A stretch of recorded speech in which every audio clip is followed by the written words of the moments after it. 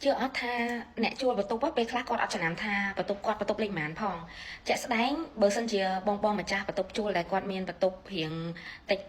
អត់សូវបញ្ហាទេប៉ុន្តែបើសិនជាបងម្ចាស់ផ្ទះជួលឬក៏បន្ទប់ជួលដែលមានបន្ទប់ច្រើនឬក៏មានអគារច្រើនគាត់នឹងជួបបញ្ហាទាំងអស់ហ្នឹងនៅពេលដែលអតិថិជនយកលុយយកមកបង់ថ្លៃសេវាបន្ទប់ហ្នឹងពេលខ្លះគាត់ប្រាប់ទៅ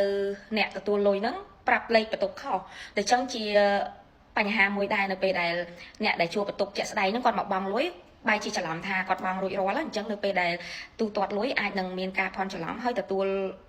លុយខ្វះពេលខ្លះគាត់ស្មានតែគ្នាគាត់ដែលស្នាក់នៅបន្ទប់ជាមួយគ្នាហ្នឹងបានបង់ហើយតែការពិតមានអ្នកផ្សេងដែលគាត់បង់ហើយបង់បន្ទប់ច្រឡំនាំឲ្យបងម្ចាស់ផ្ទះឬក៏ម្ចាស់បន្ទប់ជួលហ្នឹងមានបញ្ហាក្នុងការគ្រប់គ្រងទៅលើប្រាក់ចំណូលរបស់គាត់ដែរចំពោះដំណោះស្រាយវិញបងអាចជ្រើសប្រើវិធីគ្រប់គ្រងទៅលើព័ត៌មានរបស់អតិថិជនអាចថាគ្រប់គ្រងទៅលើព័ត៌មានលេខទូរស័ព្ទឬក៏អត្តសញ្ញាណប័ណ្ណរបស់អ្នកជួលអញ្ចឹងទៅដើម្បីរាល់ពេលដែលគាត់មកទូទាត់ជួលយើងអាចជ្រើសរើសយកលេខទូរស័ព្ទគាត់ណាមួយដើម្បី